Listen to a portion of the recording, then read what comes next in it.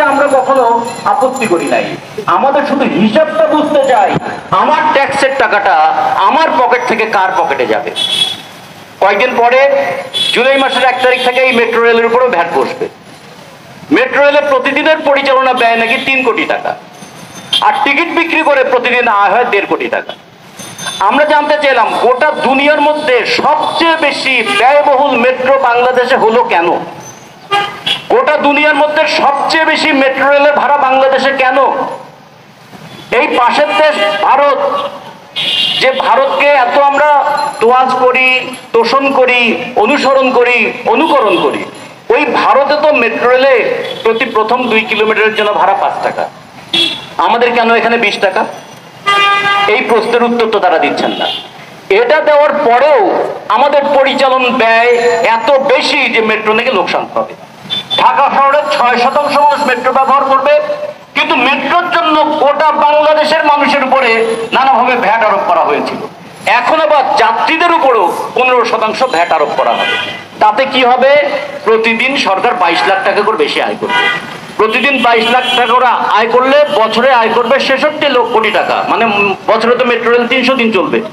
তাহলে এই যে 66 কোটি টাকা আয় বাড়ানোর জন্য জনগণের উপর ট্যাক্সের বোঝা চাপালেন বা চাপাবেন, 66 কোটি টাকা তো ওই রকম কয়েকজন যদি দেখা যায়, এখন ডিআইজি আইজি ধরতে হবে না, তারও নিচে ডিআইজি, তারও নিচে যদি এসপি, তাদের পকেটে হাত দিলেও এর চেয়ে বেশি টাকা পাওয়া যাবে। বলো, ওদের পকেটে হাত দিয়ে টাকা বের করার চাইতে জনগণের পকেটে হাত দিয়ে টাকা বের করাটা সহজ। সেই সহজ পথে সে এখন হাঁটছে। এবারের বাজেট এত বড় বাজেট, এই বাজেট গত বছরের তুলনায় 4.5% বেড়েছে, কিন্তু টাকার অঙ্কে 34,000 কোটি টাকা বেড়েছে। তারপরে গত বছর আমরা যে ট্যাক্সগুলো দিতাম তার চেয়ে বেশি আরো 34,000 কোটি টাকা নতুন করে ট্যাক্স আমাদের উপর বসেছে। এটাই তো সরকারের আয়। এই ট্যাক্স যে নতুন বসলো, এরপরেও বাজেটে দেখা গেল যে আমাদের ঘাটতি থাকবে 2,56,000 কোটি টাকা। এই টাকাটা কোথেকে আসবে? এর মধ্যে প্রায় 1,14,000 কোটি টাকার মতো আসবে বিদেশ থেকে ঋণ নেওয়া। ওই ঋণের সুদ এবং আসল শোধ দেবে কে? ঋণের সুদ এবং আসল শোধ দেবো কিন্তু আমরাই। আর বাংলাদেশের ব্যাংকের কাছ থেকে লোন নেবে কত? 1,35,000 কিংবা 1,36,000 কোটি টাকা। ব্যাংকে যে টাকাটা আমি জমিয়েছি, আপনারা জমিয়েছেন, যে টাকাটা প্রতি মাসে মাসে কেউ কেউ 500 টাকা করে একটা ফিক্সড ডিপোজিট করে এমনি করে টাকা জমিয়েছে, আমাদের ঘাম ঝরানো পয়সা আমরা ব্যাংকে রাখি, যাতে ওই টাকা দিয়ে ভবিষ্যতে কোনো একটা বিপদ মোকাবেলা করতে পারি। তাহলে আমার সেই ঘাম ঝরানো টাকা যে ব্যাংকে থাকে, ওখান থেকে সরকার নিয়ে যাবে কত? 1,35,000 কোটি টাকা, 1,36,000 কোটি টাকা। তারপরে আমার টাকা, বিদেশ থেকে যে ঋণটা আমি নিয়ে এলাম তার সুদ শোধ দেবো আমি, ব্যাংকে যে টাকাটা জমা রেখেছিলাম সেটাও নেবে সরকার। এর ফলে ব্যাংকের তারল্য সংকট দেখা দেবে। এখন অনেক সময় বলে না, ব্যাংকে টাকা পাওয়া যাচ্ছে না, ব্যাংকে টাকা থাকে না। থাকবে কেমন করে? ব্যাংকের টাকা তো সরকারের কাছে চলে যায়। ফলে আমাদের বাজেটে হয়, অনেক বড় বড় বাজেট হয়, কিন্তু সেই অনুযায়ী বিনিয়োগ হয় না, সেই অনুযায়ী শিল্প কলকারখানা হয় না, সেই অনুযায়ী আমাদের এখানে নানা ধরনের ব্যবসা বাণিজ্য বাড়ে না। কারণ বাড়ে না হচ্ছে তার জন্য প্রয়োজনীয় মূলধন পায় না, মূলধনটা চলে যায় সরকারের কাছে। ফলে আমরা বলেছিলাম সরকারের একটা ভুল নীতি, দুর্নীতি এবং অপচয়মূলক নীতি। এই দুর্নীতি, ভুল নীতি, অপচয়মূলক নীতির কারণে পুরো বোঝাটা এসে জনগণের উপর চাপে। আর জনগণের জন্য চাপানোর জন্য কয়েকটা জায়গায় তাকে কমাতে হয় বাজেট।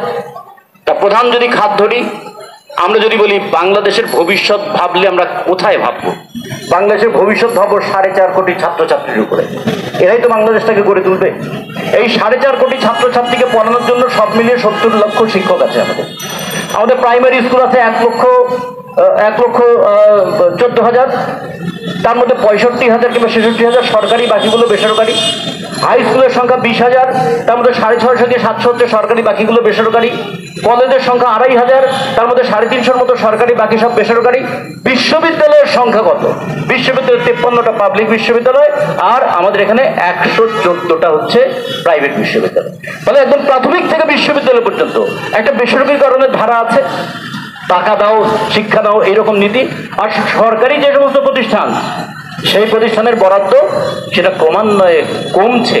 এমনকি এখন আমরা কমতে কমতে আমাদের নিচে আফগানিস্তান ছিল, সেটা আমাদের সহ্য হয় নাই। আমরা আফগানিস্তানকে ধাক্কা দিয়ে সরিয়ে দিয়ে আমরা সেখানে এখন নিচে নেমে এসেছি। কারণ আমাদের আগে কেউ থাকতে পারবে না কোথাও। দুর্নীতিতে আমাদের চেয়ে বেশি কম কেউ থাকতে পারবে না, লুটপাটে আমাদের চেয়ে বেশি কেউ থাকতে পারবে না, জনগণকে টাকা মেরে দেওয়ার ক্ষেত্রে আমাদের চেয়ে বেশি কেউ থাকতে পারবে না। পৃথিবীতে আমরাই সেরা হব। কারণ বাংলাদেশের সোনা ব্যবসায়ী, সে সাধারণ সম্পাদক, সে বলেছে আমরা গোটা দেশটাকে সোনায় মুড়িয়ে দেব। কারণ ওরা একদল বাংলাদেশকে সোনাদার বানাবে, আর বাংলাদেশের কোটি কোটি মানুষ তারা দেনাদার হয়ে যাবে। এই সোনাদার এবং দেনাদারের একটা বাংলাদেশ এরা তৈরি করতে চায়। এবার এই জন্য আফগানিস্তানকে আমরা সরিয়ে দিয়েছি, দিয়ে আমরা শিক্ষার ক্ষেত্রে আফগানিস্তানের নিচে চলে আসি। আবার শিক্ষার ক্ষেত্রে আমাদের জিডিপির মাত্র 1.67% আমরা বরাদ্দ করেছি। সেই কবে থেকে আন্দোলন শুরু হয়েছিল, জিডিপির প্রথমে ছিল 8% বরাদ্দ করো, তারপর সেখান থেকে কমিয়ে বলা হলো ঠিক আছে 6% বরাদ্দ করো, তারপর বলো ঠিক আছে যদি কষ্ট হয় 5% অন্তত বরাদ্দ করো। এখন আমরা এটা 1.67% এসে গেলাম। বাজেটে ওই স্বৈরাচার বিরুদ্ধে আন্দোলন করতে করতে তো আমরা একদিন ছাত্র রাজনীতি করে আজকে রাজনীতিতে এসেছি। তখন আমাদের বারবার একই কথা ছিল, সামরিক খাতে বরাদ্দ কমাও, শিক্ষা খাতে বাজেট বাড়াও। সেই সময় আমরা শিক্ষা খাতে কখনো 18%, কখনো 19% এরকম বরাদ্দ হতে দেখেছি। এখন আমাদের এত উন্নয়নের ধাক্কা লেগেছে যে আমাদের আর শিক্ষা দরকার নাই, অন্য সবকিছু দরকার। শিক্ষা ক্ষেত্রে বাজেট কমতে কমতে এখন 11.88% চলে গেছে। ফলে জিডিপির 1.67, বাজেটের 11.88। এরপরেও আপনি এই সরকারের কোন গুণকে অস্বীকার করিবেন? ফলে এই সরকার আমাদের শিক্ষাকে সংকুচিত করার সমস্ত দায়িত্ব নিয়েছে, যেটা ব্রিটিশরা পারে নাই, পাকিস্তানিরা পারে নাই। আমাদের এই স্বাধীনতার চেতনার কথা বলতে বলতে আমাদেরকে চেতনা বিলুপ্তের সরকার এই কাজগুলো সেটা করে ফেলেন। এরপরে আমরা যদি দেখি শিক্ষার এই হাল, এরপরে কৃষি। বাংলাদেশের আয়ের প্রধান উৎস কি? আমাদের বলে বাংলাদেশের আয়ের, রপ্তানি আয়ের প্রধান উৎস হচ্ছে আমাদের গার্মেন্টস। তারপরে কি? তারপরে হচ্ছে আমাদের মানব সম্পদ। দেশ থেকে আমরা গার্মেন্টস দ্রব্য রপ্তানি করি আর মানুষ রপ্তানি করি। এখন গত বছর আমরা 13 লক্ষ যুবককে পাঠিয়েছি, যুবক যুবতীকে পাঠিয়েছি বিদেশে, যে যাও কামলা খাটো, টাকা পাঠাও। ওরা 22-23 বিলিয়ন ডলার পাঠায়। এইবার এই ক্রাইসিসের সময় $2.5 বিলিয়ন পাঠিয়ে দিয়েছে। কারণ এই সামনে কোরবানি ঈদ, বাবা মা ঈদ করবে, ছোট ভাই বোনের একটু পোশাক কিনে দিতে হবে। নিজে ওইখানে 44, 45, 46, 47 ডিগ্রি সেন্টিগ্রেড তাপমাত্রায় গায়ের ঘাম মোছার জন্য রুমাল কিনতে সাহস পায় না, কিন্তু বাবা মায়ের জন্য একটা শাড়ি যেন কিনতে পারে, বোন একটা ভাইয়ের বাবার জন্য একটা লুঙ্গি যেন কিনতে পারে, এই জন্য টাকা পাঠায়। ওই টাকাটাই ডলার হিসাবে এখন সরকারের কাছে জমা হয়। ফলে ওই যে আমাদের যদি বলি বিদেশে কাপড় সেলাই করে রপ্তানি আর মানুষ রপ্তানি, এই দুটো আয়ের পরে দেশের সর্বপ্রধান এবং সর্বগুরুত্বপূর্ণ খাত কোনটা? সেটা কৃষি। যদি কৃষিতে বিঘা প্রতি 10 কেজি করে ধানের ফলন কম হয়, তাহলে আমাদের 5,000 কোটি টাকার খাদ্য আমদানি করতে হবে। ভাবুন একবার। ফলে সারে যে আমরা ভর্তুকি চাই, সারে আমরা ভর্তুকি চাই না, আমরা বলি সার দিয়ে দায়িত্ব পালন করো। কারণ কৃষিতে সামান্য একটু ঝুঁকি আসলেই এই ঝুঁকির ধাক্কা গোটা দেশে এসে পড়ে। এই জন্য আমরা বলেছিলাম কৃষিতে বরাদ্দ বাড়াও। সদস্য সরকার গতবারের তুলনায় কৃষিতে বরাদ্দ এবার কমিয়ে দিয়েছে, কারণ আমরা স্বাধীন হয়েছি, আমরা আগের চেয়ে স্বাবলম্বী হয়েছি। আমরা কেন সরকারের বরাদ্দ নেব? আর আমাদের একটা নতুন একটা বাণিজ্য মন্ত্রী হচ্ছে। আগের বাণিজ্য মন্ত্রী তবুও একটা কথা বলেছিলেন, এবারের বাণিজ্য মন্ত্রী বলেছেন জিনিসপত্রের দাম বাড়ানোর জন্য নাকি কৃষকরাই দায়ী। ভাবেন, এরা আমাদের মন্ত্রী, এদের কাছ থেকে তাহলে কৃষির জন্য কি বরাদ্দ পাবে? গত বড় তুলনায় কৃষি বরাদ্দ তুলনামূলক অর্থে টাকার অঙ্কে কমে গেল। তাহলে কৃষির বরাদ্দ কমলো, তাহলে কৃষির আধুনিকায়ন, কৃষির বহুমুখীকরণ কি হবে? বহুমুখে চাপাবাজি করা যাবে, কিন্তু বহুমুখীকরণ করা যাবে না। বহুমুখীকরণ করতে গেলে সার লাগবে, বীজ লাগবে, উন্নত যন্ত্রপাতি লাগবে, তাদের কৃষকদের জন্য বাজার ব্যবস্থাটা লাগবে, কৃষক যেন ফসলের ন্যায্য দাম পায় তার ব্যবস্থা করতে হবে, এবং ভোক্তা যেন ন্যায্য দামে জিনিস কিনতে পারে তার ব্যবস্থা করতে হবে। এটা একটা সামগ্রিক প্রক্রিয়া। সেই প্রক্রিয়া আমরা এবার বাজেটে আলোচনায় দেখলাম না। তারপর আমাদের স্বাস্থ্য খাত। স্বাস্থ্য খাত হলো বাংলাদেশের সবচেয়ে লুণ্ঠনমূলক খাত। ওই হাসপাতালের ওষুধ চুরিটা শুধুমাত্র চুরি না, মানুষের পকেটের টাকা চুরিটাও হচ্ছে স্বাস্থ্য খাতের প্রধান লক্ষ্য। 100 টাকার চিকিৎসা ব্যয়ের মধ্যে 73 টাকা খরচ করে আমরা নিজে। এই স্বাস্থ্য খাতে ব্যক্তিগত টাকা খরচ করার দিক থেকে আমরা শীর্ষে। সরকার কোনো দায়িত্ব নেয় না। সরকার দায়িত্ব নেয় না, হাসপাতালগুলোই নিজেরা রুগ্ন হয়ে যাচ্ছে, আর বেসরকারি হাসপাতালগুলো সব 5 স্টার হোটেল হয়ে যাচ্ছে। সাধারণ মানুষ যাবে কোথায়? সাধারণ মানুষের যাওয়ার কোনো জায়গা নাই। সেই জায়গায় আমরা বলেছিলাম স্বাস্থ্য খাতে বরাদ্দ বাড়াও। স্বাস্থ্য খাতে বরাদ্দ তো বাড়ে নাই, ওই 5% আশেপাশে ঘুরঘুর করছে, স্বাস্থ্যের বরাদ্দ বাড়ছে না। তারপরে আমরা বললাম এই যে যুব সমাজ আসে, 22 লক্ষ মানুষ প্রতি বছর কাজের বাজারে আসে, তারা কর্মসংস্থানের কোনো কথাই বাজেটে আছে? বলা হলো যে আমাদের সরকারিভাবে পদ খালি আছে 5,03,000। 5 লক্ষ সরকারি শূন্য পদে নিয়োগের কোনো কথাই বাজেটে আছে? যে পদগুলো শূন্য আছে সেগুলোই এখনো বলা হয়নি। প্রাইমারি স্কুলের শিক্ষক পদ খালি আছে, সরকারি প্রাইমারি স্কুলের শিক্ষক পদ খালি আছে 38,000। বলা হয়েছে যে সরকারি প্রাইমারি স্কুলের শিক্ষকদেরকে নিয়োগ করার জন্য শিক্ষা বাজেটে এই পরিমাণ বরাদ্দ হয়েছে? নাই। তার মানে স্বাস্থ্যে নাই, শিক্ষায় নাই, কৃষিতে নাই, কর্মসংস্থানের ব্যবস্থায় নাই। আছে কোথায়? আছে প্রশাসনে, আছে সামরিক খাতে, আছে পুলিশে। ফলে ভবিষ্যতে এই প্রশাসন, পুলিশ এবং সামরিক বাহিনী তাদেরকে দিয়ে দেশটাকে পরিচালনা করবে, জনগণকে নিয়ন্ত্রণ করবে, সেই জন্য তারা ওখানে বরাদ্দটা বাড়িয়েছে। আমরা এখন বাংলাদেশের বামপন্থীরা, আমাদেরকে সবাই বলে আপনাদের লোক কম, কিন্তু আমাদের লোক কম, কিন্তু বেশিরভাগ মানুষের কথা তো আমরাই বলছি।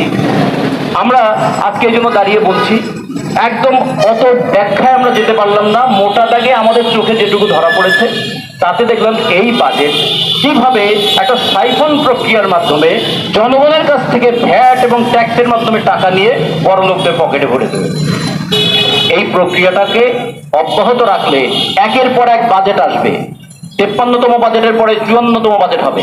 এবার সর্ববৃহত্তম বাজেট হয়েছে। আমাদের স্বাধীনতার পর 52টা বাজেট হয়েছে, প্রত্যেকটা বাজেট আগের বাজেটের তুলনায় সর্ববৃহৎ। তো বাজেট তো সর্ববৃহৎ হচ্ছে, কিন্তু সর্বোচ্চ বরাদ্দ কৃষি, শিক্ষা, স্বাস্থ্য, কর্মসংস্থানে হচ্ছে না কেন? আমরা বলেছিলাম বাংলাদেশের এই শ্রমিকরা, এই বাজেটে দেখেন শ্রমিকদের জন্য একটা কথা নাই। আমরা শ্রমিকদের রেশনের কথা বলেছিলাম। আমাদের এখন কর্মক্ষেত্রে 32% থেকে 36% নারী শ্রমিক। এই নারী শ্রমিকের অনেকে তাদের সন্তান নিয়ে কারখানায় কাজ করতে হয়। আমরা বলেছিলাম শিল্পাঞ্চলগুলোতে নারী শ্রমিকদের জন্য ডরমিটরি স্থাপন করো, ডে কেয়ার সেন্টার আলাদা করে, ওই কারখানার উপর না ভরসা করে আমরা শিল্পাঞ্চল ভিত্তিক ডে কেয়ার সেন্টার করো, তার জন্য বরাদ্দ করো। বাজেটে সেই ব্যাপারে কোনো কথা নাই, শ্রমিকদের জন্য কোনো কথা নাই। আমরা বলেছিলাম শুধুমাত্র শ্রমিকরা যদি রেশন পেত, কারখানার চাকা ঘোরায় যে শ্রমিক, জমির ফসল ফলায় যে শ্রমিক, এই গাড়ি ঘোড়ায় যে চালায় যে শ্রমিক, এই শ্রমিকরা যদি একটু রেশন পেত তাহলে তাদের জীবনটা একটু সহজ হতো। তার জন্য কত টাকা লাগবে আমরা কি হিসাব করে দেখিয়েছিলাম যে অন্তত 7 কোটি শ্রমিককে যদি রেশন বাবদ সরকার ভর্তুকি দেয় কিছু, তাতে কত টাকা লাগবে? প্রায় 20,000 কোটি টাকা হলে আমরা 7 কোটি শ্রমিককে রেশনের আওতায় আনতে পারি। এই টাকাটা দেওয়ার টাকা তাদের নাই। তারা কি করেছেন, 130টা নাকি আমাদের এখানে নানা ধরনের সেফটি নেট আছে। সেফটি নেট প্রকল্প কি? ও বুড়ো হয়ে গেলে মাসে 600 টাকা ভাতা পাবেন, আপনি দুস্থ হলে ভাতা পাবেন। আমরা শ্রমিকরা দুস্থ নই, শ্রমিকরা ভিক্ষুক নই।